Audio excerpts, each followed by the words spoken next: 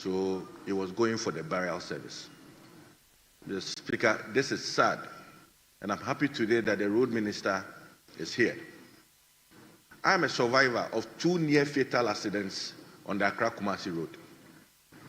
In fact, ever since I had my last accident, I do not recall, or I don't remember, sleeping in my car heading to my constituency. I have a duty to always travel from Accra to the constituency, even in the evenings. And what do we see, Mr. Speaker? There are no lights. There are no roadside signages. In fact, there has not been an instance where you use the Accra-Kumasi road and see policemen or DVLA officers checking for roadworthiness of vehicles on that stretch. And let's not politicize this. It happened. There's no politics involved. Mr. Speaker, we ought to save lives.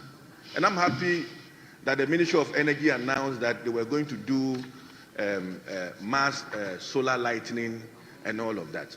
I'm urging the Minister for Energy and the Minister for Roads that the Accra-Kumasi road leading to Tamale is so critical a road, and almost every day there's an incident being reported on that stretch. We want street lights on that road. We want street lights to save lives on that stretch. And Mr. Speaker, we need to also look at how we dualize the road, especially from the Prasu enclave heading towards Kumasi. The level of speeding amidst the chaos on that stretch is alarming. It's something that we ought to do something about it. So, Mr. Speaker, I'm urging this House and urging the Minister and then also urging the President that as part of the big push agenda, they should consider dualizing that part of the road. It's too dangerous a road to always use. I use the road virtually every weekend when I'm in the constituency trying to visit some of my areas. And you ply that road, you come back, and you have to say a prayer to thank God for saving your life. So I know, this is not just a statement that should be brushed under the carpet. This is a statement that should awaken this very House and ensure that we insist on the Minister for Energy and the Minister for Road doing something on that stretch. With these few words, Mr. Speaker, I want to express my deepest condolence to the families of these 16 young men and also to the members of Parliament from these areas, Asante Achim South and Asante Achim North. We pray that their souls, their gentle souls, find a lasting peace in the bosom of our God. Amen. Yes, Honorable Chumesi Ampofu. Thank you, Mr. Speaker. Mr. Speaker, I have to commend the MP for Asante Achim South and North, both of them, for this commendable statement. It's very worrisome, Mr. Speaker. A lot of accident happens due to our own mistakes or the drivers. Mr. Speaker, my condolences to the entire family of those involved in this accident. May their soul rest in perfect peace. Mr. Speaker, I saw the pictures and it's very, very worrisome. Mr. Speaker, this accident mostly due to poor road that we have in the country. And I believe Honorable Minister is here for Roads and Highways. He's going to do his best to improve our road network. That will save the situation. Mr. Speaker, this accident also mostly due to unauthorized ramps that are on the road that could not be identified. Also bring a lot of accidents on the road due to also poor road signs on the road. Mr. Speaker, no road markings is also a key. When moving in the night, you can't see any marking, especially during the rainy season. It's very challenging. Also due to poor lighting system on our roads or no lights on the road. Mr. Speaker, a lot of drivers also do wrong overtakings, overspeeding, unnecessary speeding, overtaking where there's curves, where there's hills. They can't see their face properly, they are still overtaking. Mr. Speaker, some cars also don't have reflectors at the back of the cars, and police have to check them. Because, Mr. Speaker, on the road, on the highway, you might be moving at a speed, a certain speed. Suddenly, a car might be broken in the middle. And if care not taken, Mr. Speaker, you definitely hit the car and you might lose your life. Mr. Speaker, poor or wrong signals of some of the drivers when they are driving. Some driver can signal left whilst he's going right. Mr. Speaker, if you don't take care, you definitely hit the person or there will be accident. Also, drinking driving. Some drivers will be drinking and driving. It's a dangerous thing. Police must check them. And also sleeping driving. That's most dangerous than even those drinking. When you are sleepy and you are driving, it's better to park aside and have a rest. Sleep for some time before you continue. Mr. Speaker, lack of car maintenance. Some poor brakes that are not be fixing. Some cars that their lights are not good. Some cars, their light itself is not good. They can't see well, and they don't want to fix them. So, Mr. Speaker, all these things need to be taken care. Mr. Speaker, some drivers have poor sight. Kindly conclude. Mr. Speaker, in concluding, some drivers themselves have poor sight. Their sight are not good. They have to check their sight properly. They can't see well. It all causes accident. Some cars, their tires, is very serious that they have to fix it. Mr. Speaker, in concluding, I have an experience for a certain car which the tire wasn't good, but the owner wants the driver to take the people to some convention. And the driver said, unless the owner changes the tire, he's not moving the car. Honourable Member, I think your time is up. In concluding, I will proceed to give the floor. Owner get another car. They went and had accident, and most of them, they died. Thank you, Mr. Speaker, for giving me the opportunity. Thank you. I'll proceed to give the floor to Honourable Fifi Bokman, Member of Parliament for Kosimintin, statement on the tribute of the late Ambassador Sampi. Honourable, you have the floor. Thank you very much, Mr. Speaker, for the opportunity to make this statement eulogizing a patriot of our land who would finally join his ancestors tomorrow, the 2nd of August 2025. Mr. Speaker, Ambassador Sampi, popularly known as Uncle Sam or Sampi, was the mighty brain behind the founding of the NDC Professionals Forum, Pro Forum. Ambassador Yale was more than a founding member. He was the heartbeat of a bold and transformative idea that professionals within the NDC must arise and lend their voice and expertise to shape the national discourse. With unshakable conviction and remarkable leadership, he built a movement that transformed the narrative. He made a political party, NDC, honorable, even enviable, to publicly affirm support from the party. Mr. Speaker, like various philosophers and political thinkers, such as Thomas Hobbes, John Locke, Dr. Nkrumah, Julius Nyerere, the late Ambassador Sampi Yale, with his mobilization acumen, added to our democracy an actionable and achievable political strategy worthy of emulation in building our democracy. Mr. Speaker, the late Ambassador Sam Yale was a beacon of brilliance, humility, and empathy. He was calm in adversity and gifted in resolving conflicts with wisdom. A natural consensus builder, he empowered others and led clarity, always pursuing unity in the pursuit of shared goals.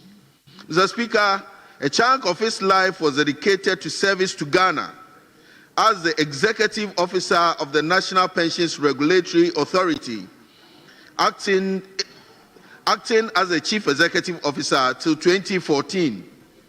He was an astute lawyer in good standing till his demise.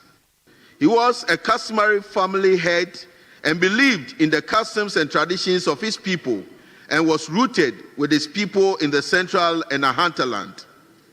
Mr. Speaker, Ambassador Sam Yale was not just a leader. He was the embodiment of the values we need to uphold: unity, service, courage, and purpose. He was later appointed as Ghana's ambassador to India, and that his tenure in New Delhi marked a significant period in Ghana-India relationship. His advocacy and lobbying ability inured to the benefit of Ghana from India, increased investment interest in Ghana, and expanded educational and cultural exchanges. He was a great advocate for female leadership and gender equity, and through that, he nurtured many ladies who currently occupy high public offices and perform creditably. His calm demeanor, incisive commentary, and great sense of fairness in both political, economic, and legal discourse earned him great respect and love across political divides. He was loved by both young and old and treated all men with utmost respect and inspired greatness wherever the opportunity availed. Mr. Speaker, to conclude, may I humbly quote a verse in Methodist hymn book 896. It says, "Now praise ye great and famous men, the fathers named in story, and praise the Lord who now has then revealed in man his glory. May his gentle soul rest in perfect peace." Thank you very much, Mr. Speaker, for the opportunity. Honourable members, before taking the contribution, I don't know whether we should combine this with a statement on Ali Jara. Yes. Mr. Speaker, I think we should just take the statement and then we can do the contribution, because our leaders are ready for us to finish wrap up for today. And you indicated that it is your pleasure for us to finish early. So yes, if we can take the statement and then we just take the contribution. Yes, so there is also another statement standing in the name of Jerry Ahmed Shaib. Honourable member, you have the floor. Thank you very much, Right Honourable Speaker, for this opportunity. Right Honourable Speaker, Ali Jara is alive and kicking, save that I'm excited the Minister of Sports is here for him to perhaps consider my statement in its entirety. Speaker, I rise today to bring to the attention of this august House a matter of grave concern and national shame: the systematic neglect and abandonment of one of Ghana's greatest football legends, Ali Jara, whose sacrifice for our beloved nation has been met with decades of indifference from the very institutions that should have been its strongest pillars of support. Right Honourable Speaker, Ali Jara is not just any ordinary Ghanaian. He is a national treasure whose name should be etched in gold in the annals of Ghana sporting history. This remarkable goalkeeper was the backbone of Ghana's golden generation that brought unprecedented glory to our nation in the early 1990s. As a member of the 1991 Black Starlets, Jara was instrumental in Ghana's historic victory at the FIFA Under-17 World Cup in Italy, where his exceptional goalkeeping skills helped secure Ghana's first ever FIFA World Cup triumph at any level. Right Honourable Speaker, Jara's excellence extended beyond the 1991 triumph. He was a key figure in Ghana's impressive run to the silver medal at the 1993 FIFA Under-20 World Cup Championship in Japan and contributed to Ghana's silver medal at the Africa Under-17 Championship in Mauritius in 1993. At the club level, Gerard distinguished himself as the first choice goalkeeper for Accra Hearts of Oak, where his performance in the 1992-1993 season earned him all 3 major awards that season. The trajectory of the sporting icon's career was pointing towards international stardom, with reported interest from prestigious clubs including my own team, Liverpool FC and FC Cologne, and of the German Bundesliga. Right Honorable Speaker, however, fate had other plans. And in 1993, during a highly charged super clash between Accra Hearts of Oak and Asante Kotoko, Ukumapema Apembeba, Ali Gerard sustained a career-ending injury that would fundamentally alter the course of his life forever. The injury that befell Ali Gerard in 1993 was not merely a sporting mishap, it was a life-altering catastrophe that left him paralyzed and stripped him of his livelihood while he was serving Ghana in the line of duty. Right Honorable Speaker, for 17 long years, this national hero has borne the physical, emotional, and financial burden of that fateful day, with his hope gradually fading as he faces continued neglect and indifference from the state. The treatment of Ali Gerard by Ghana sporting institutions represents one of the most shameful chapters in our nation's sporting history. The Ministry of Sports and Recreation has turned a blind eye, and I'm not talking about this particular Ministry of Sports and Recreation, for over 3 decades, failing woefully in its duty of care towards one of the nation's most celebrated athletes.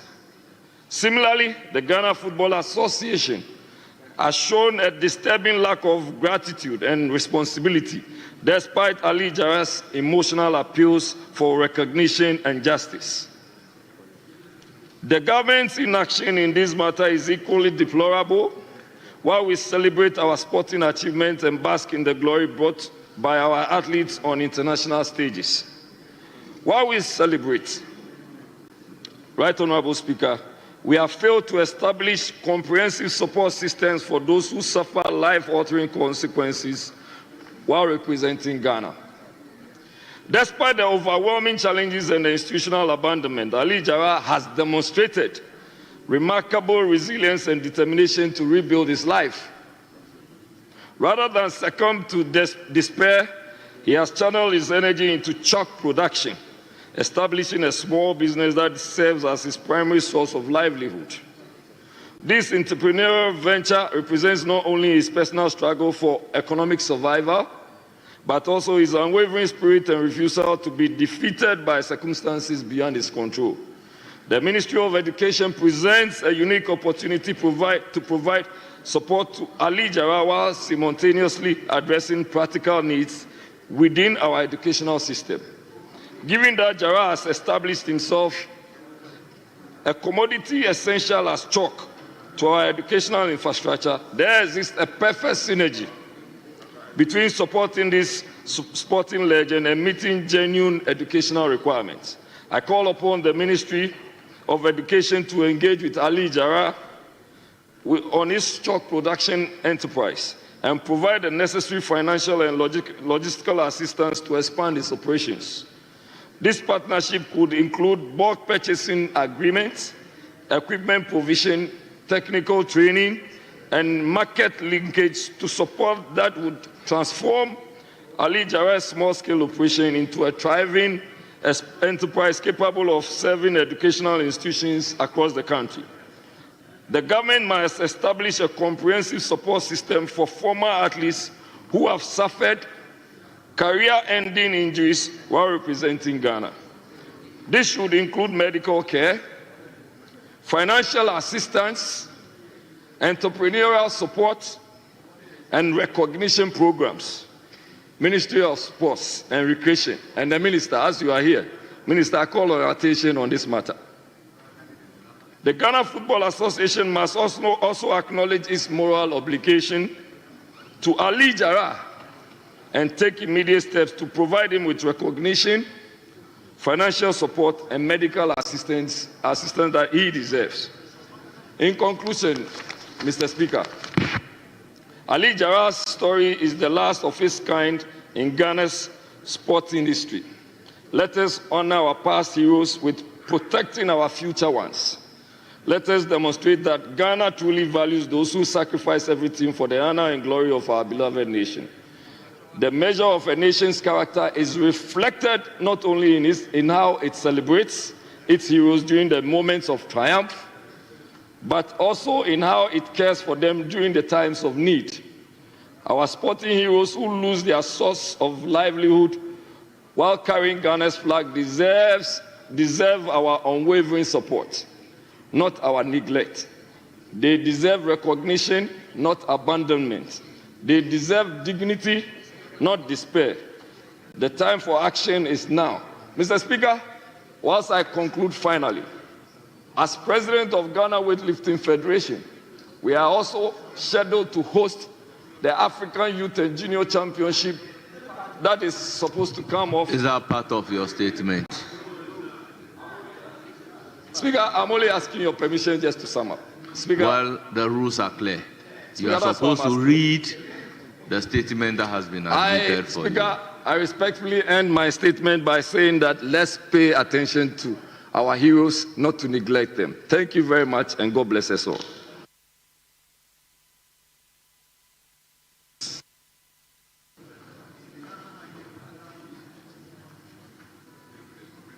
Yes, Honorable Minister for Youth and Sports. Thank you very much, Speaker, for the opportunity to make comments on two statements that have been made by our colleagues. The first one, Speaker, to do with Ambassador Sampi Yale. Ambassador Sampi Yale was one person I closely worked with, because many are aware that my politics, the genesis of my politics is from the central region. And so I worked so closely with Ambassador Sampi Yale in many projects in the central region. I continued and became a national officer of the party, and he equally was in the national level. And so we continued to work together. Our very recent and last project we did was organizing the party's National Congress. We were members of the committee, and I chaired that committee, and we worked together. Ambassador at all times will call and will drive to my office in Parliament here just for us to have the conversation and discussions, because he wanted us to deliver one of the best congresses ever. Like the statement indicated, he is the founder, or was the founder, of the Professional Forum. And this became established, Speaker, when I was the then national organizer. Many didn't understand what that was intended for, but I knew the benefits it will bring, not just to the NDC, but to our politics. Because we need the professionals, we need their involvement in the politics of our country. And truly so, the NDC have benefited, and the political space have benefited from the creation of such a group in our party. The family have lost a great person, the NDC have lost a great person, the country have lost a great person, and I would say, may his soul rest in perfect peace. Speaker, commenting on the Deputy Minority Whip's statement on Ali Jarrah, it's true that our sports persons and sports icons must be celebrated. But this have not been done over the years. I remember very well how the former goalkeeper of the Black Queens was virtually thrown out and not being cared and not being attended to. It took His Excellency John Dramani Mahama then to intervene about 3 years ago in getting her accommodation. We should not allow our heroes and heroines to go through such situation. Ali Jara have not been abandoned though by the state. He's not been abandoned though by the state. But if there are other things that he needs and some other things that can be done for him, I believe that there are ways that we can carry this through. Currently, His Excellency the President through Cabinet has given approval for establishment of a sports fund. And this fund would also go a long way to support athletes and athletes development and also the former athletes when they do retire. We are working very hard, Mr. Speaker, to even get the involvement of SNIT in some of these projects and insurance companies. One insurance company, Speaker, have submitted a proposal to me as pathway of solving some of these emergency challenges that will occur in the course of their businesses. Mr. Speaker, support to leagues so that clubs can also support football and footballers, especially. Just yesterday, we launched an arrangement that GFA and APL have come into. Government is mobilizing resources from private and public corporates to make sure we fund this project for telecasting of games and also running of the games. So there will be much more money available to take care of these players, to reduce some of the stress that they go through. Mr. Speaker, I dare say that our ministry is sensitive, is aware and awoken to its responsibilities. And that was why arrears of coaches that have been left unpaid from 2020 till I took over as a minister have been cleared. And as we speak, we do not owe any former coach. Coaches that were sacked, coaches that were dismissed and were not paid. Mr. Speaker, we have made sure we've cleared all this. And we will continue on that. We will look into the Ali Jara issues and see what it is that we can do first as a ministry and government. And I invite also the corporate. In many parts of the world where you see athletes' welfare and being taken very good care of, private corporates have been involved. We are not seeing much happening in Ghana. And I think that this is a challenge to all of us as MPs. When we go to our constituencies, let's speak. When we engage the corporates, let's remind them, let's know that they have a way to contribute to better the lot of our athletes. Mr. Speaker, with these few words, I want to assure you that I've taken note of the statement. I will pick it up and engage Ali Jara and see what we can do to help him. Thank you for the opportunity. Yes, I will give the floor to Honorable Kobna Mensah. Thank you very much. Special greetings to those two statements. Mr. Speaker, I would like to start with Honorable Sampi. As a child, we had known Sampi as an assemblyman in Dansuman, around Block Destinate Flats. And he was so popular that when he even transitioned into the NDC politics, people were like, hey, we didn't know that this is a guy. But Mr. Speaker, as a Westerner, and Sampi being an hunter, is one of the few politicians in our area whose politics was very solid and quiet. I quite remember, and I still remember his humility in dealing with issues. Mr. Speaker, I have known him very well because of the relationship we've had with some of his nieces and nephews, the Odro family of Takrady, because we are very close to their grandmother, Mrs. Akoto. But one thing about Sampi is that as an ambassador, he was able to reach out to a lot of Ghanaians in that community in India. And I quite remember my own operational director, Justice Akwa. I'd worked with him in India during those days when he was an ambassador, Ghana High Commissioner to India. Mr. Speaker, if you also take his politics, his family politics in the Ahanta area, I'd worked with Honorable Sampi when I was the regional minister on the 50th anniversary of Bedu Bonsu, the Ahanta Hene. Even though the program didn't come up, you could see his humility, his sense of urgency, and his sense of connectedness to his people, to making sure that everything that we're doing in the Western region, he was always in the loop. Honorable Sampi Ali have done so well for this country at MPRA as ambassador. And if you look at even his public discourse on politics, he was not always the angry type. He was always looking for solutions to the common problems of this country. And for that reason, I believe that he's one person that we need to comment.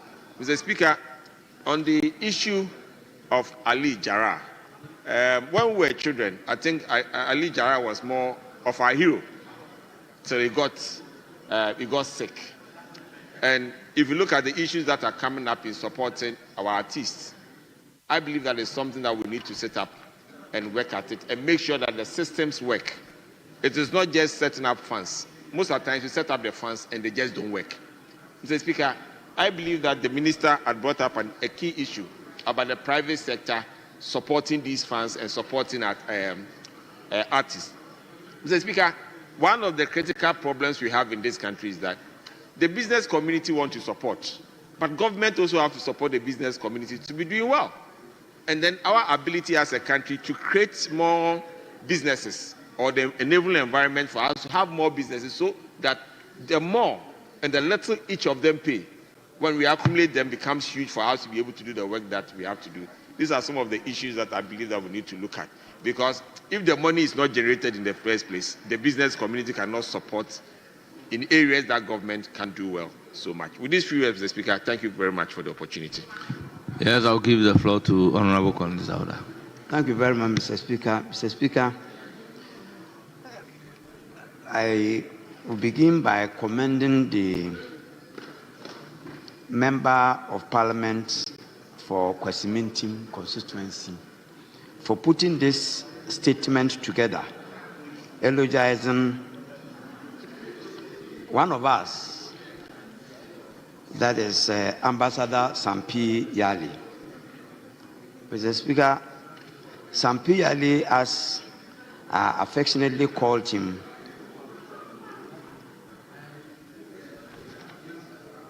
was a man full of humor. He was down to earth, a unifier, and importantly, a very strong organizer. Mr. Speaker, I met Sampi Yali first at the Consultative Assembly when Ghana took the decision to transit from the military regime to a civilian regime and took up democracy as the way to govern this country. The then government put together a consultative assembly and tasked the assembly to come up with a draft constitution. That is when I met Sampi Yali as a young person. Then was very humorous and worked hard at the Consultative Assembly, which put together the 1992 Constitution. And I thought that the statement should have captured that important part he played for Ghana. Sampi Yali, as I've indicated, played several roles in the formation of the NDC party as a young man. And he continued to support NDC and played various roles in the NDC until his demise. And it is my wish that Allah accepts his soul in heaven. May Ambassador Sampi Yali rest in perfect peace. Mr. Speaker, with regards to Ali Jarrah, the situation that has been described to us by the Deputy Minority Whip is not different from the situation of other people who have served this country. While I support the position taken by While I support the position, Mr. Speaker, by accident, I referred to him as a witch. It was by accident. And I humbly withdraw. I was... Very well, very well. I tried to say deputy minority whip. So very you are well. a witch.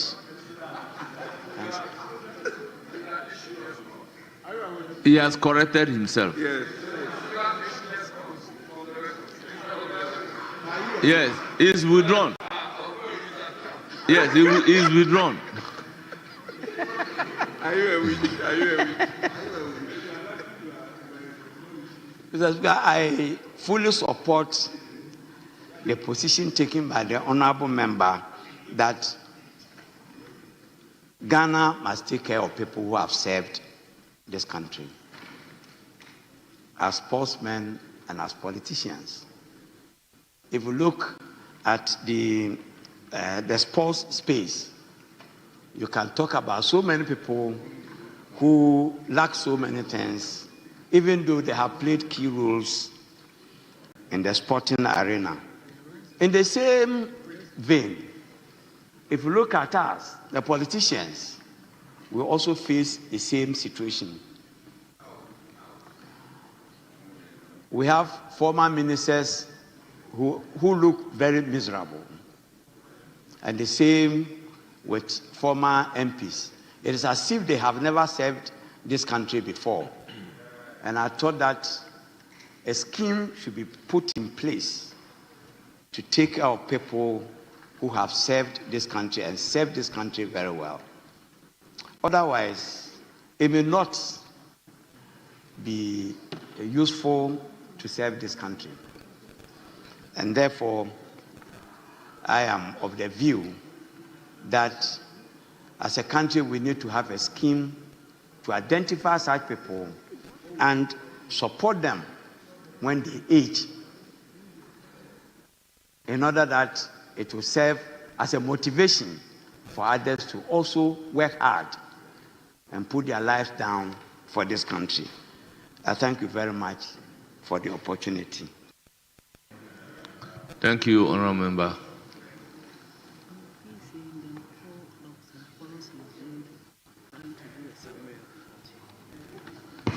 Honourable Members, the indication is that we take one statement each.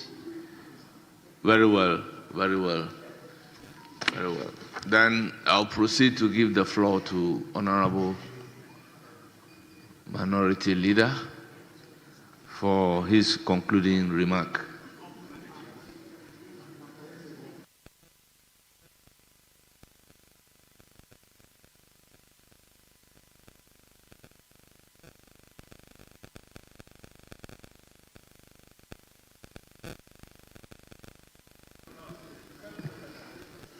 Speaker, thank you very much.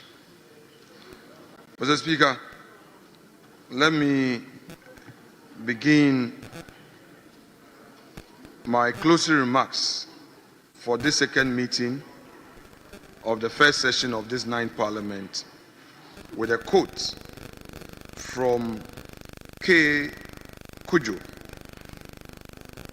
who wrote on the role of minority in our democracy. Mr. Speaker, this is what this writer had to say about democracy. Quote, "The true measure of democracy isn't the muzzle of the majority, it's the backbone of the minority. When power grows too comfortable, even a minority of one must rise. Their role is not to decorate debate, but to disrupt decay. They are not seat fillers. They are the guardrail of the republic. Every bold promise must be tested. Every flashy decision must answer to the people. Ghana is done with hollow rhetoric. The new citizen is alert, informed, and allergic to excuses. The minority may be few, but their mandate is undiminished. Ghana still expects them to deliver. End quote. Mr. Speaker, with this, the minority in this House feels inspired to continue its work and to deliver on this mandate of the people. Mr. Speaker, and we do so with a deep spirit of responsibility, reflecting on the significant development that have taken place both within the walls of this Parliament and in the broader governance space of our Republic. Parliamentary business is often complex, but critical to the sustenance of our democracy, and this meeting undoubtedly has been marked by various events that have tested the strength of our democratic resolve. Mr. Speaker, because of this session, the minority acted with a deep sense of responsibility and urgency. We've carried the burdens of our people, raised their concerns on this floor, kept alive the flickering flame of democratic accountability. Mr. Speaker, the Constitution enjoins Parliament not merely to legislate, but to scrutinize, to question, and to ensure accountability in the use of public resources. Over the course of this meeting, the minority has been steadfast in holding the executive to account. We demonstrated with clarity that power is not a license for impunity. The clarity that Parliament must not be reduced to a rubber stamp. And the clarity that where the majority falters, it is the minority that must stand firm and speak the truth, regardless of the cost. We in the minority have not shirked that responsibility. In this meeting, we filed several urgent questions to ministers to demand answers on pressing issues affecting the daily lives of Ghanaians. Answers about the cost of living, answers about the state of our hospitals, about the collapse of local industries, about the pain of ordinary Ghanaian citizens whose dreams have been battered by a government that is increasingly distancing itself from the private sector. Again, Mr. Speaker, in this chamber today, we have a newly elected member of Parliament for Ablekuma North. But we all know the event that led to this eventual election. The minority hereby reiterates its stand against the Electoral Commission for the sudden U-turn that robbed Honorable Akure-Friye of her deserving victory. That said, we also say that the event that eventually brought our respected colleague into this chamber must not be glossed over. The violence and the misconduct that made that rerun in Ablekuma North sadly bears the stain of electoral violence, and that stain cannot be ignored. The intimidation, aggression, and brazen violation of the laws that we witness have no place in our democracy. To the newly sworn-in MP, we say this: your first test is before you. Demand justice. Call for accountability. Work to ensure that no political affiliation shields anyone from prosecution. Send a clear, unambiguous message that Ablekuma North will not be a haven for political violence. Defend the democracy that brought you here by demonstrating zero tolerance for political violence.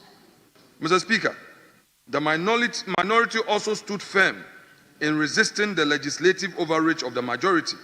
For the records, permit me to reiterate the sentiment I expressed in my opening remarks prior to the vetting of the first batch of the last batch of the deputy ministerial nominees.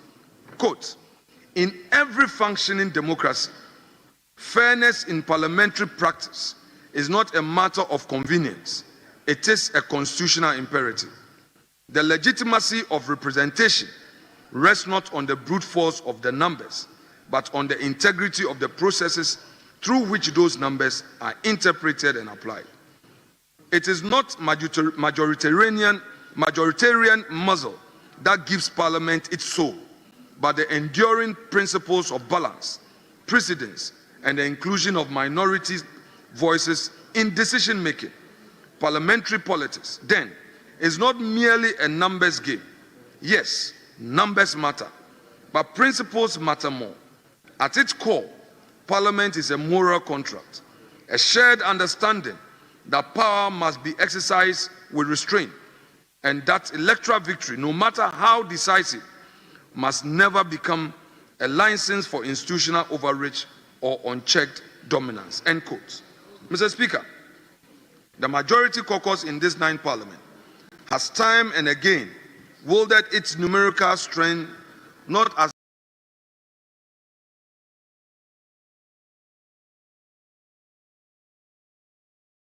the mandate to shape and enrich debate, but we've often seen this as being used as a weapon to impose its will on the House. A clear example in their sudden increasing reliance on certificate of urgency for every bill to railroad legislation, sidestepping due diligence and undermining parliamentary scrutiny, and eroding the oversight role that is so essential to our democracy. We have witnessed on multiple occasions the majority bulldozing its way through decision-making processes with scant regard for consensus or constructive engagement. But democracy is not about majoritarian tyranny. It is about balance, inclusion, and accountability. The dangerous precedents being set by the majority, where power is exercised without restraint, must not be encouraged. We would encourage our colleagues to bear with us, even as we put forward our argument to scrutinize. They must not see it as frustrating them, but they should see it as our bit in enriching parliamentary democracy. Mr. Speaker, government has time and again been compelled to reverse unlawful or ill-conceived actions after the minority raised the alarm. The so-called Doomsday levy, we welcome the suspension, but surprisingly, government used a backdoor to implement it to further burden the people of Ghana. We reiterate that we support any attempt at ensuring reforms at ECG. We do not agree to the imposition of levies and taxes. Within this 6 months alone, government has increased the levies, increased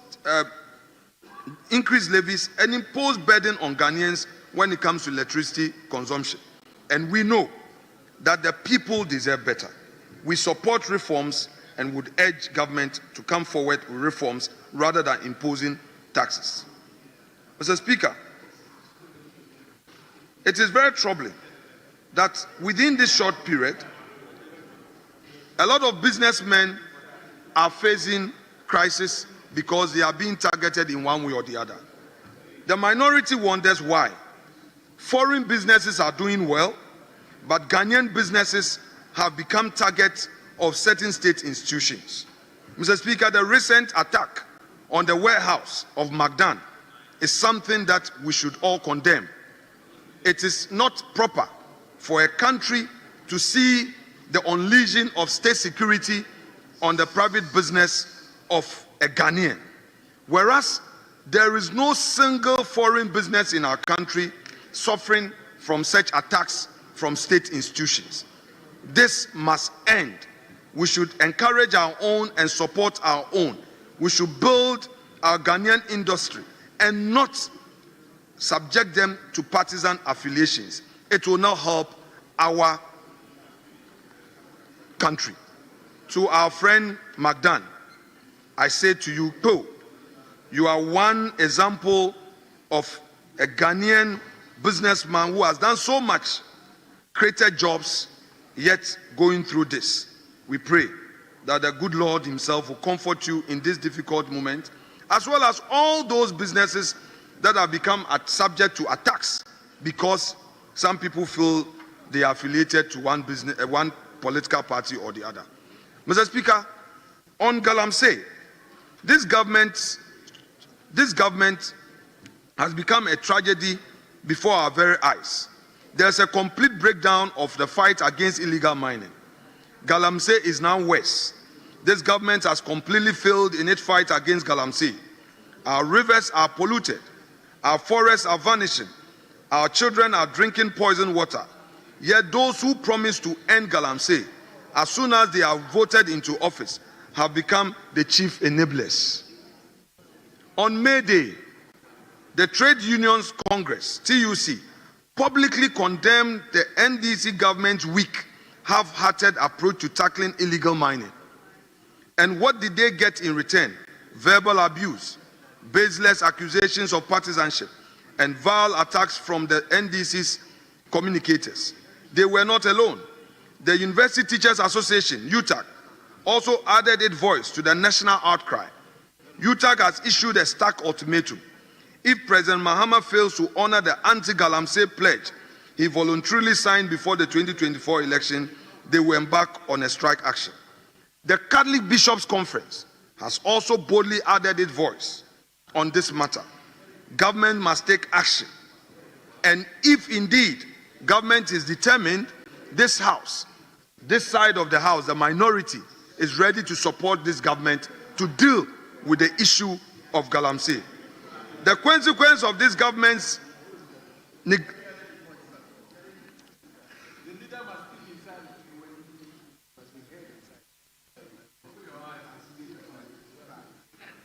Mr. Speaker, the consequences of this government's negligence are not abstract.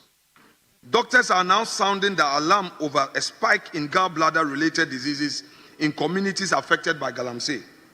This is not just an environmental crisis. It is a growing public health emergency. And what is the government doing about it? Nothing meaningful. We urge the president to unmask and prosecute all those profiting from this destruction.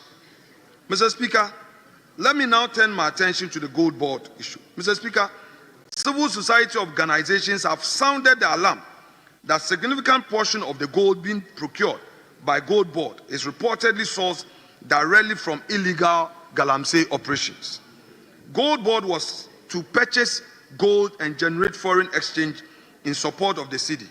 Its mandate is fundamentally commercial, but it also bears a critical ethical responsibility to ensure that the gold it procures comes from legitimate and responsible sources. The gold it purchases comes from legitimate and responsible sources. And herein lies the crisis. We have tasked a commercial entity with a mandate that directly conflicts with our national environmental priorities. How do we ensure that Gold Board's drive to shore up the city does not come at the expense of our lands, rivers, and future? The conflict of interest is glaring. Economic gain versus environmental integrity. So long as we create incentives for gold sourced from illegal mining, we are not fighting Galamsey. We are funding it, and government must take note of this. This House must demand accountability and transparency from Gold Board and insist on mechanisms to verify responsible sourcing. Anything less would rather increase the situation and worsen it. Mr. Speaker, let me now deal with the issue of the unrest in Boko. Mr. Speaker, we witnessed an alarming surge in insecurity, including spillover of Boko conflict that tragically claimed the lives of students in Nalerugu and Boko. Mr. Speaker, fortunately for us, the leader of the House is the MP from Boko, for Boko. I call on this House, let us avoid making this a partisan matter. Let us pray for peace in Boko. Let us reach out and encourage all stakeholders that have been given the mandate to mediate, to do their work. Let us guide our utterances and ensure that there is peace in that part of our country. Mr. Speaker, When peace is attained in Boko, it would have positive spiral effects on other areas in the country. Conflict in other countries starts in such manner, and with time, it just gets out of hand. We must not allow Boko to get out of hand, and I want to assure my respected colleague, the majority leader, that I will always remember him in my prayers. I can just relate to it. If it were my constituency, how would I even go there and all? As well as other constituencies in the Kusau area. I pray for peace for them, and I say that your colleagues in this house are here supporting you in prayers, and we believe that with concerted effort, our country would experience peace, and your people would also experience peace for development to take place there. Mr. Speaker, let me deal with the issue of attack on our journalists, the media. Mr. Speaker, recently, the GJA president had cause to express concern about what is happening to journalists. The assault of not fewer than 12 journalists have become of grave concern to the Ghana Journalists Association. Mr. Speaker, the executive must speak out and end this. Now let me also turn to the state institutions that are involved in investigations. Mr. Speaker, this side of the House, the minority, is never against accountability. I repeat, the minority in this House is never against accountability. But we want to say to the state agencies, execute your mandate with a human face. We are seeing situations where, Mr. Speaker, bail is being used as punishment. In Yoko, for instance, is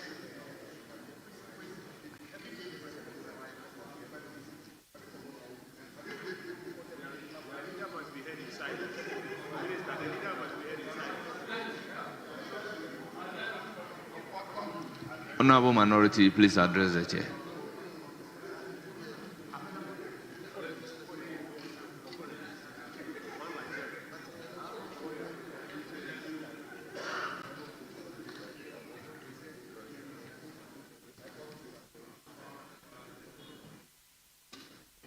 Mr. Speaker, today we see Iyoko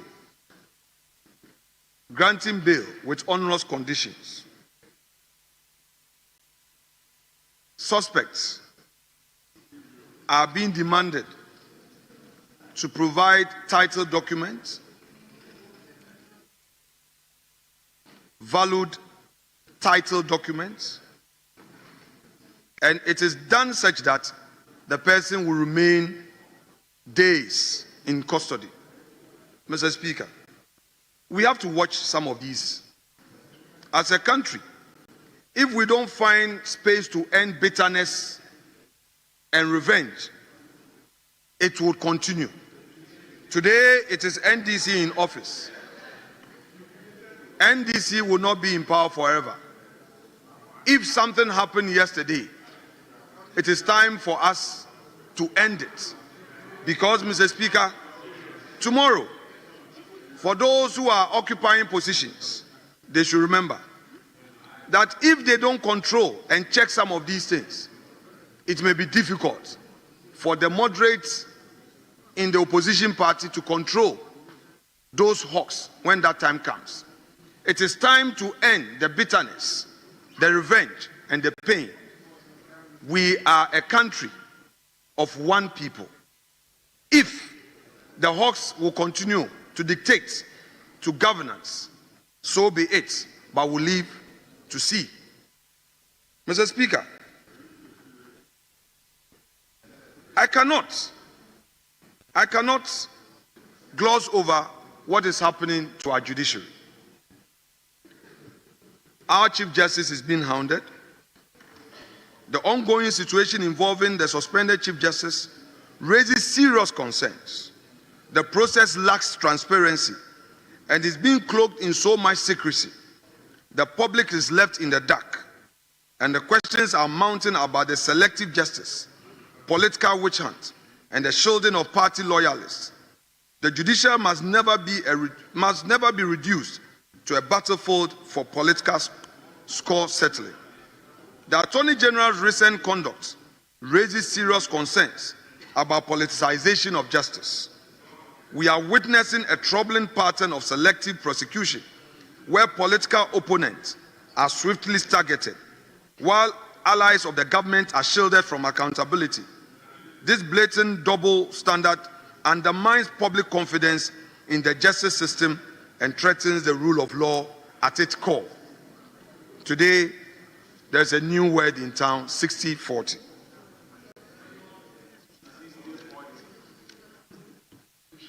Mr. Speaker, before I bring my remarks to a close, let me touch on a matter that occurred in this House on the 22nd of July. Mr. Speaker, on the 21st of July, I attended the Northern Development Conference. I left home at dawn to honor the invitation of the majority leader. I returned very fatigued, but I still had to come to the House. I was taken ill the early hours of 22nd of July. And whilst on my hospital bed watching the TV, I witnessed an event in this very floor which left me very sad. Mr. Speaker, I found it very strange that after the selection committee had taken a decision to table a motion regarding composition of delegation to Pan-Africa and ECOWAS, two events took place on this House floor. One, on Pan-Africa. Mr. Speaker, after both leaders had discussed at length on the issue of Pan-Africa, I found it strange that a motion was moved that gave the MPP minority 1 seat with an observer status. Mr. Speaker, the formula we agreed in this House floor was to give us 2 seats. So what was given to us was not a favor. Our rights were denied us. And I'm saying that, Mr. Speaker, this must never happen. We demand that the majority must revisit this matter and ensure that the right thing is done. This is a house of precedents. Mr. Speaker, on the ECOWAS situation, the situation was worse. The leader of the House rose and moved a motion to vary the delegation, ostensibly taking my name out. Mr. Speaker, I found this very strange. I am a member of the ECOWAS Parliament, duly sworn in with a fixed mandate of 4 years. I am also a deputy speaker of ECOWAS Parliament.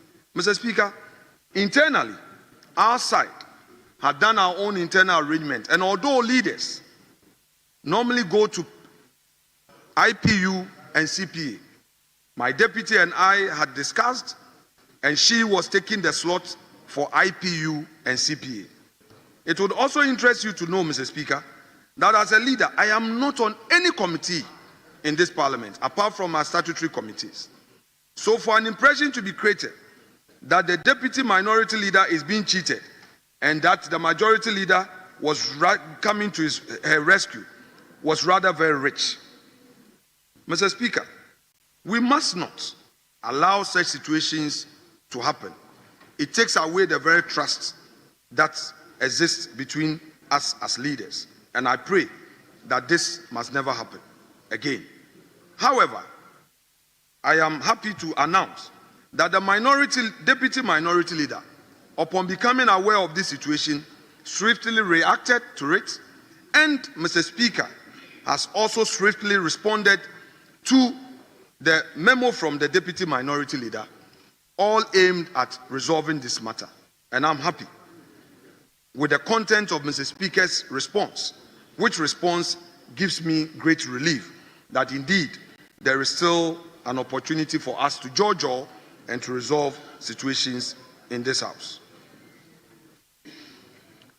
Mr. Speaker, let me thank parliamentary service staff, led by the clerk to Parliament, for their support.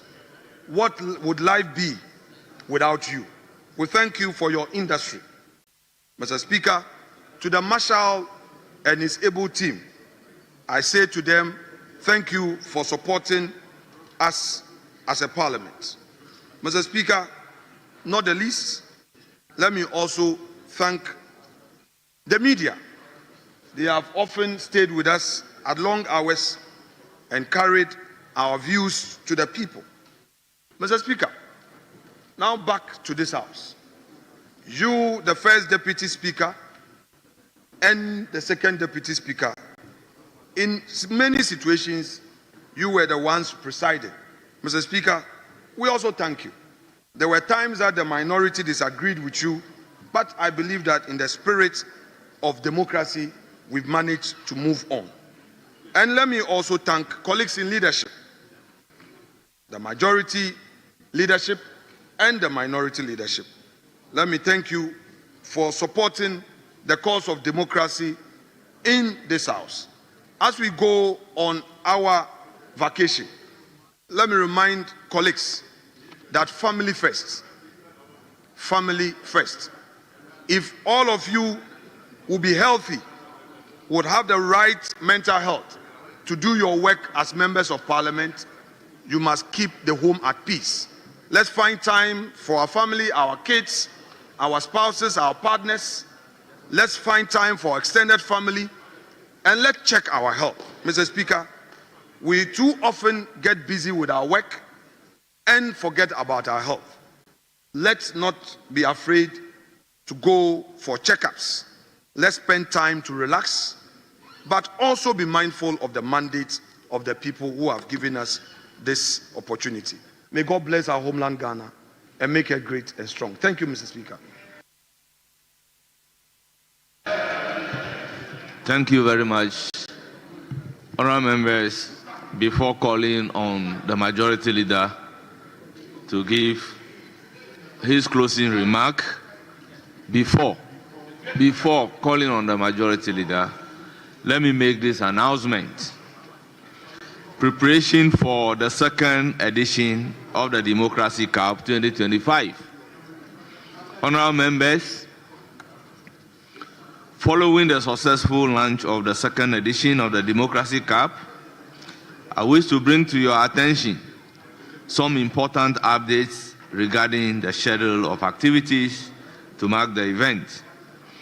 The main event, which will feature a thrilling derby between city arch rivals Accra House of Folk and the Great Olympics, will take place on Friday, August 29, 2025 at the University of Ghana Sports Stadium. As part of the day's activities, we are excited to announce a curtain raiser match between Parliament and Judiciary. Negotiations for this match are far advanced, and we are hopeful of a fruitful collaboration with the judiciary, with the involvement of the acting Chief Justice. Parliament's team will be captained by the Honorable Mahama Ayarga.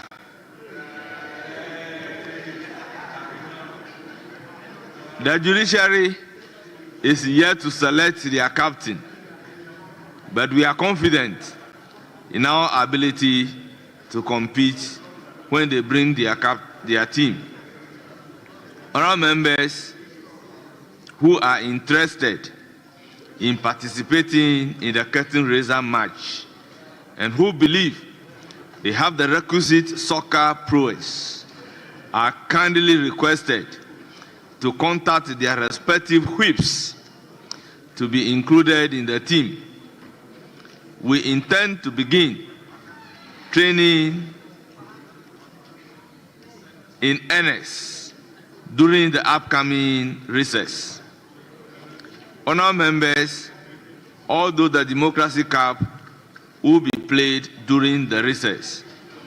You are reminded to mark the event in your calendars accordingly. Your participation and support are essential to the success of this event. Thank you.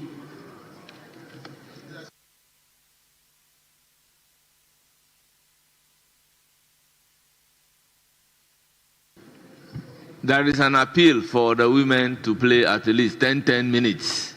So that is granted. So Honorable Majority Leader, you then have the floor.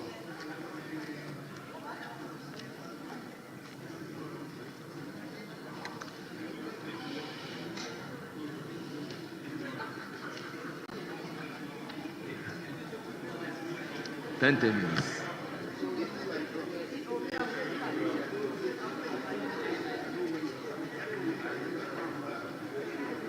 Mr. Speaker,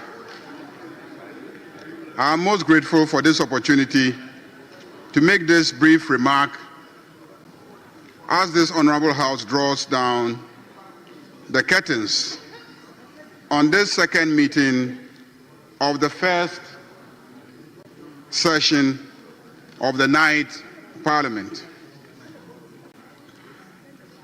This meeting, which commenced on Tuesday, 27th May 2025, comes to a close today, Friday, 1st August 2025, to allow honorable members to take a break from the arduous plenary work.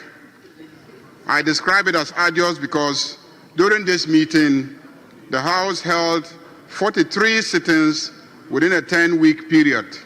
Some sittings were held on Saturdays, and most sittings even traveled very late in the night.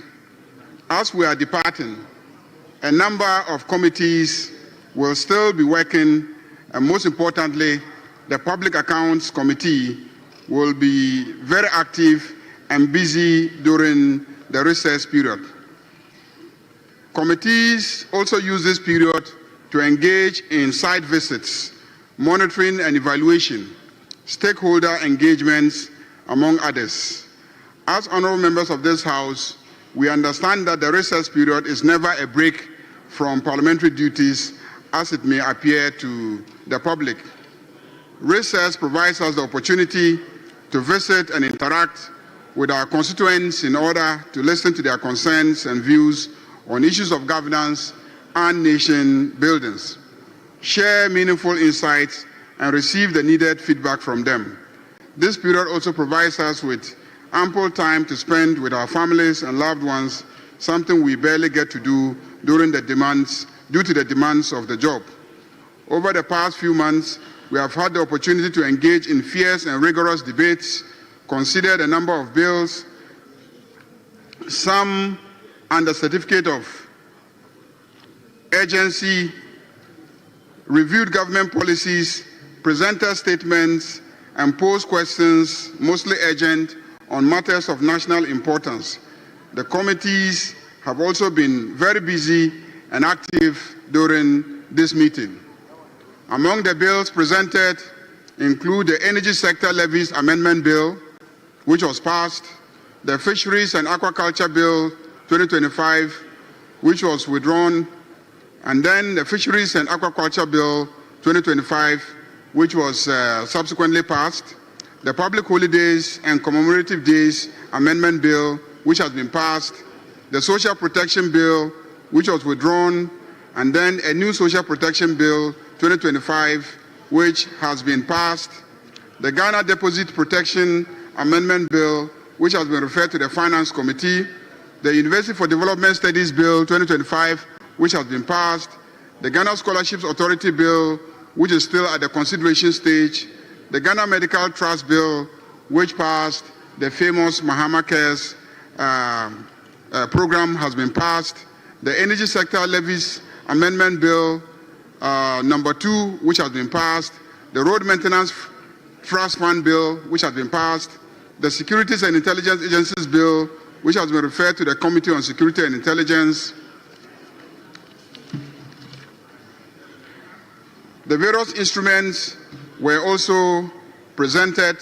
The Environmental Protection, Refrigeration and Air Conditioning Certificate Regulations 2025, the Environmental Protection, Environmental Assessment Regulations 2025, Environmental Protection, Management of Ozone Depleting Substances, Halocarbon Alternatives and Their Products Regulation 2025, the Environmental Protection Effluent Regulation 2025, Environmental Protection Air Quality Management Regulations 2025, Environmental Protection Petroleum Regulations 2025, Immigration Service Amendment Regulations 2025, Public-Private Partnership Regulation 2025, Fees and Charges Miscellaneous Provisions Amendment Regulation 2025, Revenue Administration Regulations 2025, Judicial Service Terms and Conditions of Service Regulations 2025. Mr. Speaker, as you can see, a lot of work has been done focusing on dealing with our numerous environmental challenges. Mr. Speaker, the Appointments Committee, in discharging its mandate, vetted and submitted its report to the plenary for the approval of 4 deputy ministers to different portfolios in government. The nominations by the President that were approved by the House were Honorable Dorcas MP for Jomoro as Deputy Minister for Transport, Honorable James Jachikwesin MP for Asin North as Deputy Minister for Foreign Affairs, Honorable Mohammed Adam Sukwaru MP for Sisala West as Deputy Minister for Communication, Digital Technology and Innovation, and Honorable Professor Grace Ayen Sudankwa MP Sikado Ketan, Deputy Minister for Health. It must be emphasized that these nominations were unanimously approved by the House by consensus. We therefore wish them the best in their deputy ministerial roles as they work to support the President to deliver on his mandate to the people. Mr. Speaker, the House was privileged to host the Honorable Finance Minister, the indefatigable Dr. Atuba Forson, and former minority and majority leader of this August House to deliver the well-received mid-year budget review for 2025 on behalf of the President of the Republic of Ghana, His Excellency John Dramani Mahama. The mid-year review clearly outlined government's efforts to stabilize the economy, restructure external debt, and renew key sectors like banking and infrastructure with focal attention on fiscal discipline, efficiency, and accountability. Inflation, which was hovering around 23.8% as of December 2024, has been brought down drastically to the 13.7%, an unprecedented economic achievement. The stabilization of the cedi, which was trading around 16 USD, has appreciated to around 16 Ghana cedis to the USD, has appreciated to around 11 Ghana cedis to the USD, which is 42.6% gain, easing import costs. The country's foreign reserves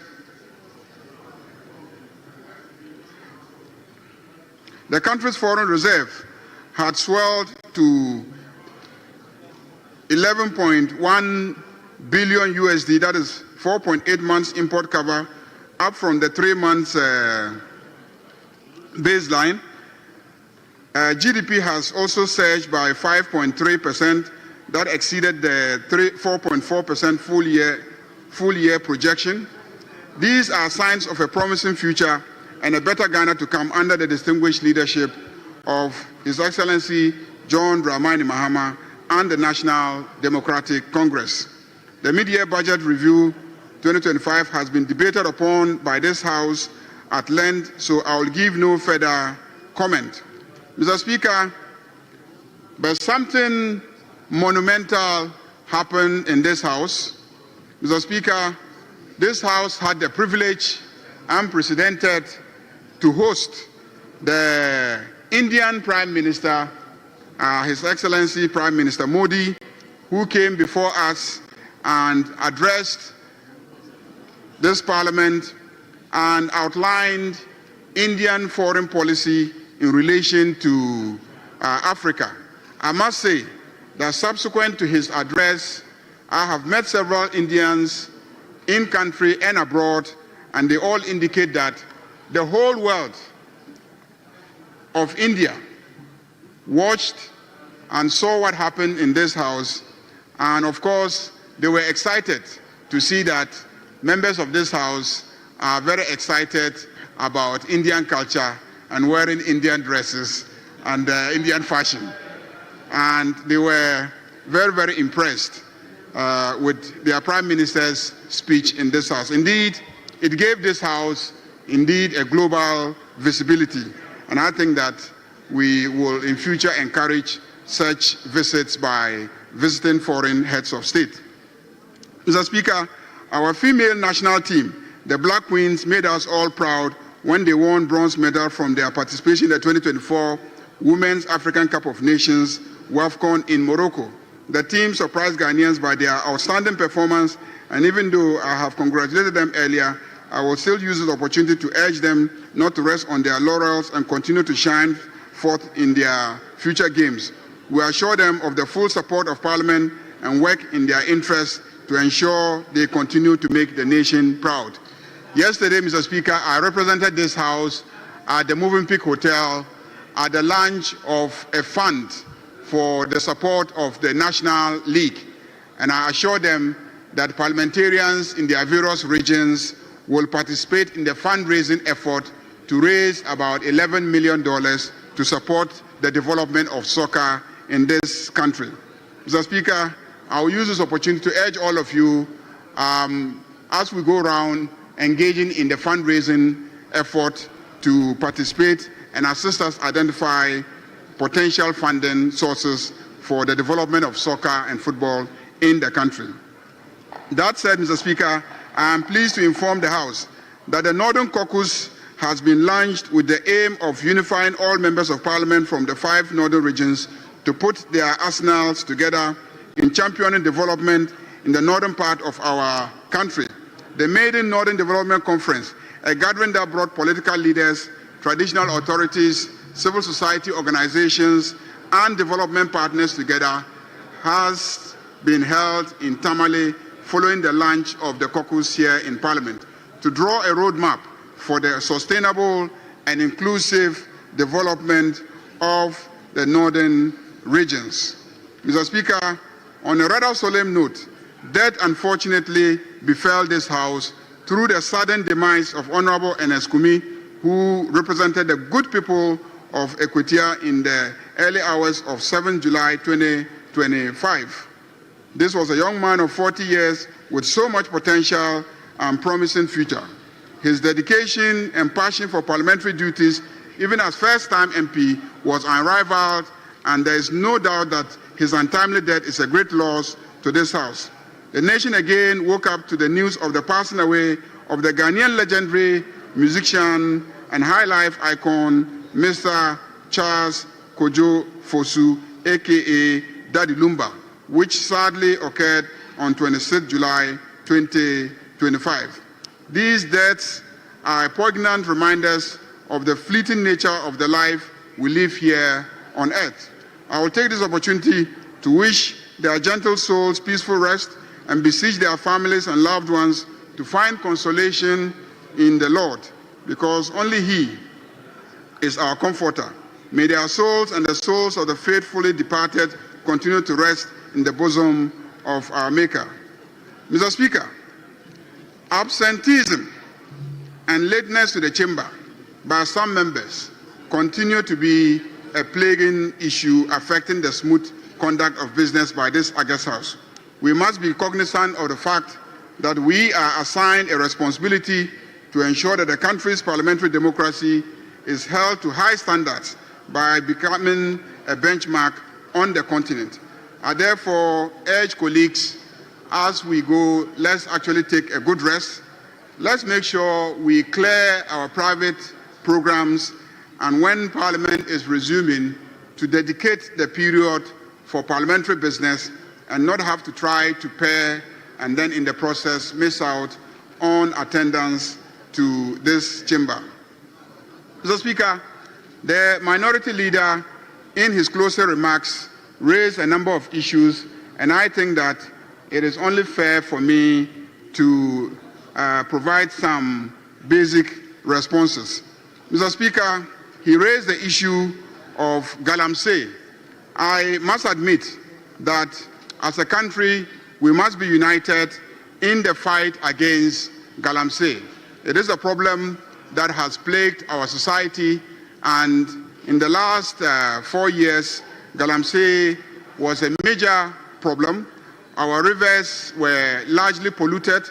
There was digging everywhere, and I was even shocked a few weeks ago when I was driving from Kumasi to Accra and saw that in some communities there was digging even right behind a police station building. Right behind a police station building, people were digging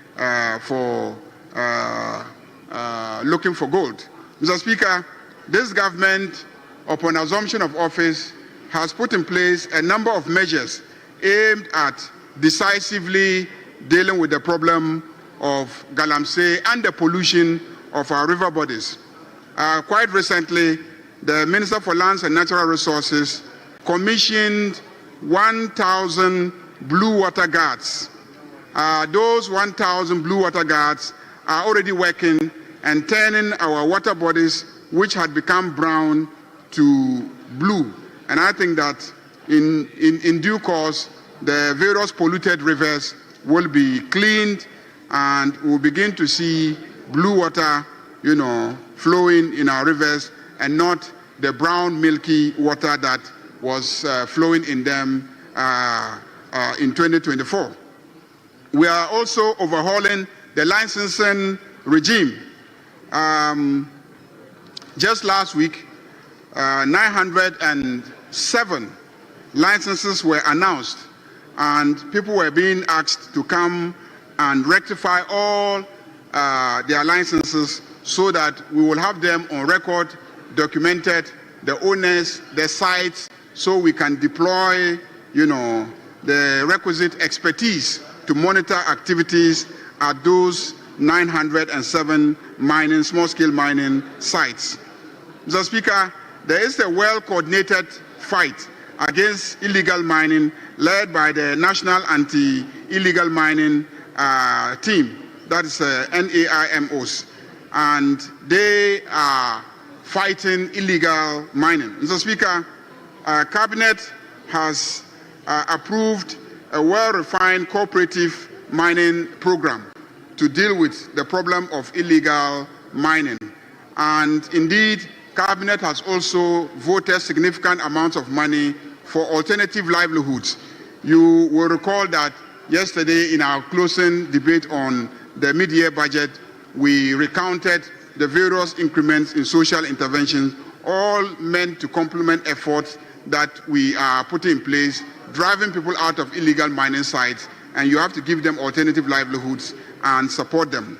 Mr. Speaker, there is an effective coordination in the importation of excavators. I want to report to this House that under the NPP, between 2023 to 2024, NPP arrested only 845 illegal miners, 2023-2024, and prosecuted only 35 persons.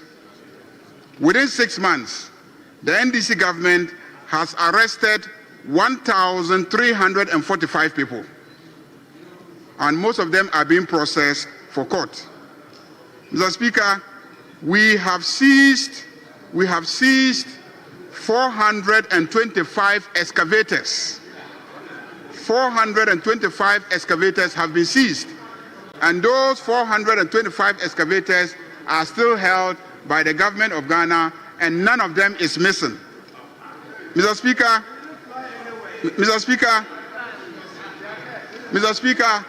at the port, we are monitoring the importation of excavators, and over 1,000 excavators are being held at the port. Over 1,000 excavators are being held at the port. And there's a coordinated work between the Minerals Commission, DVLA, and Customs. And now, when you import an excavator, you will have to justify the reason for the importation. You'll have to show that you have a government contract that requires that you use an excavator, or you have to show that you have a mining concession or lease that requires the use of the excavator, and we will also install trackers on the excavators, and then also the movement of the excavators will be geo-fenced. So when you move the excavators, where the excavators are operating will be monitored by the Minerals Commission, the DVLA, and Customs. And because many of them cannot justify the importation of the excavators, we have over 1,000 excavators held up at the port. So the fight against illegal mining and galamsey is continuing, unabated and relentlessly by this government. The minority leader mentioned attack on businessmen. Mr. Speaker, there is no attack on businessmen in this country. The persons that he mentioned are people that I personally know. And so when businessmen and state agencies have issues and they are being addressed using appropriate legal mechanisms, let not politicize them.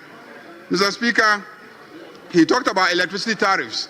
Indeed, when you say in one vein that we need to rationalize our energy sector, and yet you criticize any effort to engage in cost recovery when it comes to the production and sale of electricity, then it becomes very contradictory.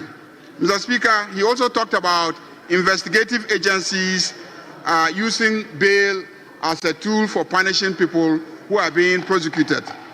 What I can say, Mr. Speaker, is that this House should not be used to intimidate investigative agencies. The YOCO was established by law, and YOCO was established by a law enacted by this Parliament or previous Parliament so that they can carry out a specific mandate. Indeed, the Office of Special Prosecutor was established by the new Patriotic Party government, and the law was enacted. The Special Prosecutor was appointed by the government of the new Patriotic Party when they were in office to exercise mandate that this Parliament gave them. And I think that in all the legislation that we have established, we have clearly spelled out that citizens have rights, and when those rights are being violated, they have access to our courts to go and vindicate their rights. I think that it is the height of hypocrisy for us to enact such fine laws, establish those institutions, and when they are exercising their responsibilities and their mandates, for us to sit in this House and criticize them and try to undermine them in the exercise of their legitimate duties. So, Speaker, those who feel aggrieved by those institutions know where to go to. They know the road to where the court buildings are, and they can afford lawyers to vindicate their rights. The minority leader also spoke about the Pan-African Parliament and the ECOWAS Parliament delegations that were constituted by this House. Right, Honorable Speaker, what I can say about that simply is that this House has appropriately passed resolutions, taken decisions on the composition of our delegations to the Pan-African Parliament and the ECOWAS Parliament, and I believe that any revocation of the decision of Parliament has to be based on another resolution of this House changing that decision. Otherwise, the decision remains the decision of Parliament. Lastly, Mr. Speaker, an important event occurred, and I was hoping to make a statement on that, but due to the constraints of time, I never got to make a statement on that. I'm sure many of you have read social studies and history, either senior high school or, those days secondary school, O-level or A-level at sixth form, or even in the university. And we all remember the famous bond of 1844, which was the bond that really began colonialism in the then Gold Coast, which is now Ghana. I'm happy to announce that last week the National Archives of the United Kingdom brought to this Parliament a copy of the original bond of 1844, and we now have that. We now have a copy in our archives for viewing. Yes, the original copy, a copy of the original copy was brought here and given to the Speaker to be kept in our national archives. So all those who want to see the original copy of the bond of 1844 can walk to our can walk to the Parliamentary Archive, and they will see a copy of the original bond. I urge the students who visit us anytime they come to pass through our archives and view the copy of the bond of 1844. Mr. Speaker, as we proceed on recess, I will urge honorable colleagues to prioritize their health and general well-being. In spite of our busy and tight schedules, we must find time to rest and spend quality time with our families. While the work we do is important, taking care of ourselves and spending time with family is equally important. Our Parliament, since its inception in 1993, has been inundated by so many preventable deaths, and it is time we prioritize our general health and well-being even as we serve the people. I will conclude by expressing my appreciation to the Right Honourable Speaker, his able deputies, honourable colleagues in the leadership, and the entire House for making us have a successful meeting. To the Clerk to Parliament and his hard-working staff, I say a big thank you for being there to provide the needed procedural advice and technical support to service us to be able to carry out our mandate here. You are the silent heroes, and I truly appreciate you and your work, Clerk and your team. To the Parliamentary Press Corps, I say thank you for choosing to be our partners on this journey.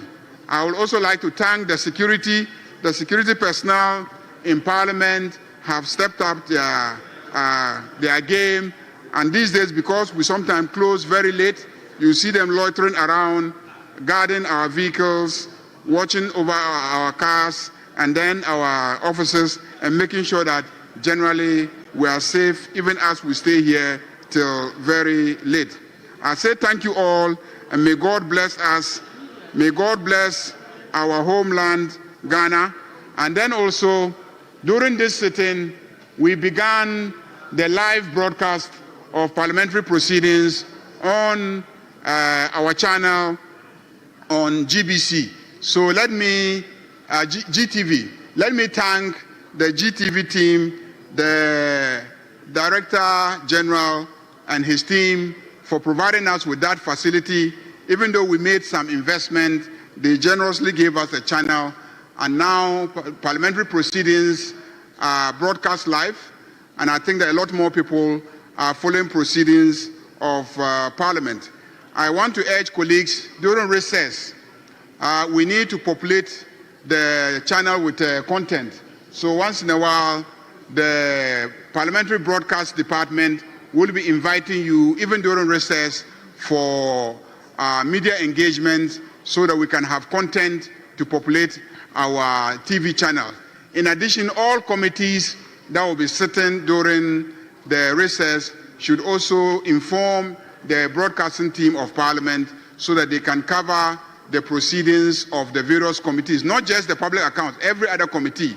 And I know that many committees have referrals, and during the recess, they will be meeting over their referrals.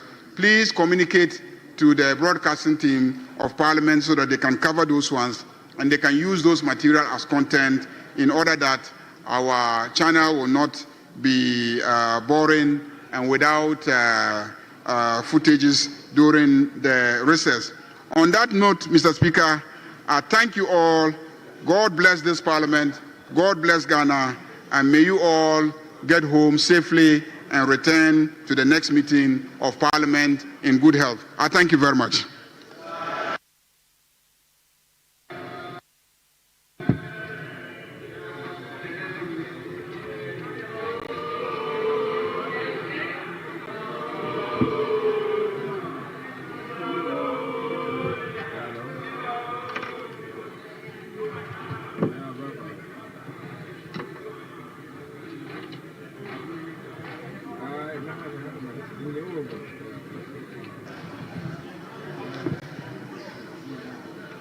Honourable members,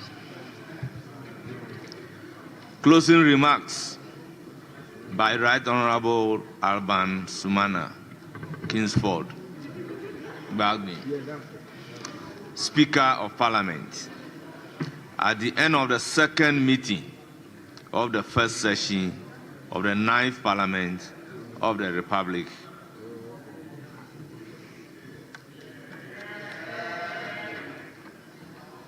honourable members, today marks the end of the second meeting of the first section of the 9th Parliament of the 4th Republic. We are grateful to God for keeping us alive and shepherding us throughout this period. I wish to express my sincere appreciation to all honourable members for your dedication, patriotism, and unwavering commitment to the business of the House. Over the course of the meeting held between May and August, Parliament convened a total of 43 sittings. During this time, the House diligently exercised its legislative, oversight, and representative functions, transacting significant businesses and deliberating on matters of national interest. Among the key highlights of this meeting are the following. Major constitutional business. On Thursday, 24th July 2025, the Honourable Minister responsible for Finance presented the mid-year review of the budget statement and economic policy for the 2025 financial year. It outlined 5-point strategy aimed at curbing inflation and stabilizing the economy through prudent fiscal management, targeted agriculture investment, improved monitoring coordination, and enhanced utility pricing mechanism. Nominations by the President. The House successfully vetted and approved the nominations of 7 justices of the Supreme Court and 4 deputy ministers of state, fulfilling our constitutional mandate under Article 144 of the 1992 Constitution. I commend the Appointment Committee for its professionalism and the House for its vigilance. Questions and ministerial accountability. In all, 497 questions were admitted and processed. Out of these, 297 were asked and answered. They comprise of 242 oral questions and 55 urgent questions. This reflects our deep commitment to ensuring accountability, transparency, and responsiveness from the executives. Bills. During the course of the meeting, 13 bills were presented, out of which 8 were passed, 1 at consideration stage, 2 at committee level, and 2 rescinded. This includes the following. 1. The Energy Sector Levies Amendment Bill 2025 passed. 2. Fisheries and Aquaculture Bill 2025 withdrawn on the 8th of July 2025. 3. Fisheries and Aquaculture Bill 2025 passed. 4. Public Holidays and Commemorative Days Amendment Bill 2025 passed. 5. Social Protection Bill 2025 withdrawn on 28 July 2025. 6. Social Protection Bill 2025 passed. 7. Ghana Deposit Protection Amendment Bill 2025 referred to Finance Committee. 8. University for Development Studies Bill 2025 passed. 9. Ghana Scholarships Authority Bill 2025 at consideration stage. 10. Ghana Medical Trust Fund Bill 2025 passed. 11. Energy Sector Levies Amendment Number 2 Bill 2025 passed. 12. Road Maintenance Trust Fund Bill 2025 passed. 13. Security and Intelligence Bill 2025 referred to Committee on Security and Intelligence. Instruments presented. 11 instruments were presented to the House during the meeting, of which 6 came into force. However, 2 instruments, namely the Environmental Protection, Mining in Forest Reserves, Amendment Regulations 2025, and the Corporate Insolvency and Restructuring Regulations 2025, which were presented during the first meeting, came into force in this meeting. Statements and business statements.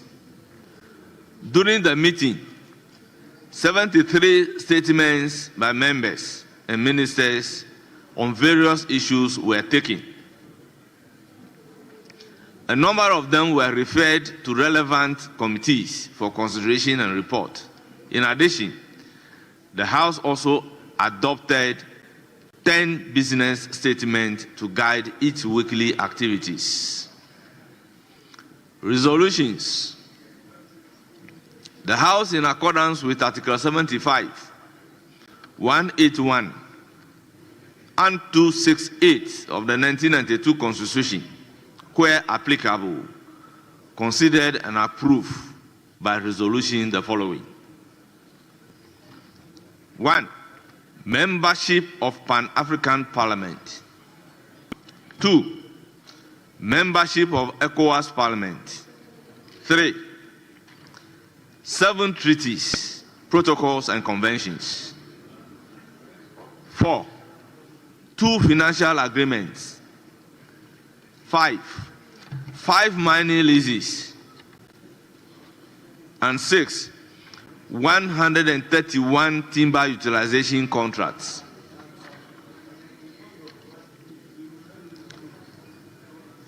Approval and disbursement formula.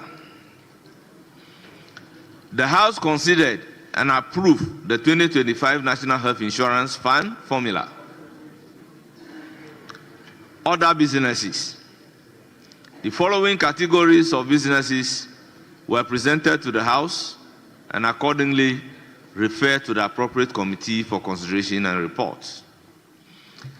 16 budget performance reports. 11 Auditor General's reports. 5 mining leases agreements. 5 annual reports. 212 audit committees reports, and 131 timber utilization contracts. Challenging moments. Despite these achievements, blended with the historic visit to the House by the Prime Minister of India, which affirmed the deepening diplomatic and parliamentary cooperation between the two nations, our parliament unfortunately witnessed some moment of pain and sorrow. Painful loss of a member. We were profoundly saddened by the untimely passing of our colleague, Honorable Ernest Yaokumi, the Member of Parliament for Ekwetia, who passed away on 7th July 2025 at the youthful age of 40. His demise, attributed to heart failure, is a painful reminder of the demanding nature of our calling. As a House, we must begin earnest discussion on comprehensive healthcare support program tailored to the unique pressure of our parliamentary work. Electoral integrity. We also took note of the recent electoral dispute in Ablekuma during the rerun of the parliamentary election. The incident involving the former Member of Parliament, Honorable Mavis Hawa-Kumson, must renew our collective commitment to legal reform, institutional accountability, and the promotion of peaceful democratic processes. This House unequivocally condemns all forms of political violence and reaffirm its dedication to safeguarding electoral integrity. Tribute and acknowledgements. Permit me, however, to acknowledge your efforts, commitment, and contributions to making this second meeting generally successful. I extend heartfelt gratitude to the first and second deputy speakers for their dedication and hard work and competence in presiding over proceedings in my absence. To the leadership of the House on both sides, I commend your effort, even as I remind you that Parliament is not a courtroom, but a political institution built on deliberations, negotiations, and consensus building. To the clerk, to Parliament, deputy clerk, and the entire staff of the parliamentary service, your procedural rigor and technical expertise remain unseen pillar that uphold our daily work. To our media partners, especially members of the Parliamentary Press Corps, your diligent reportage and commitment to public information enhance democratic transparency and civic engagement. This House acknowledges your vital role and pledges continuous support.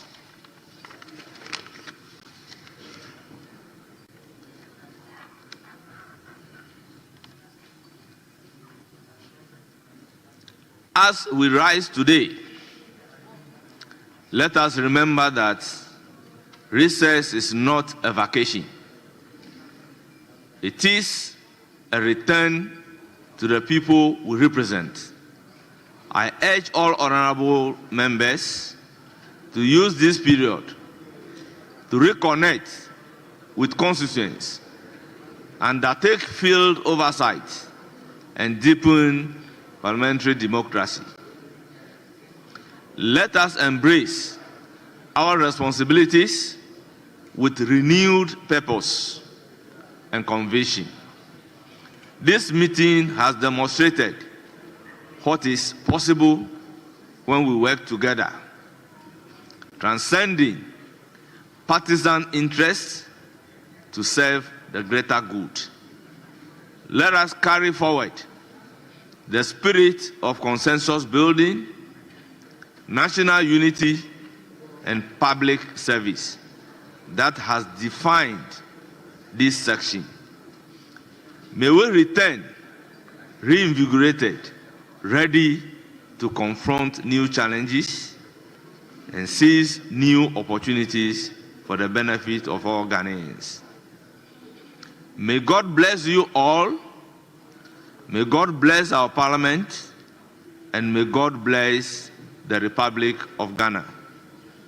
Honourable members, with these few words, I hereby proceed to adjourn the House sine die.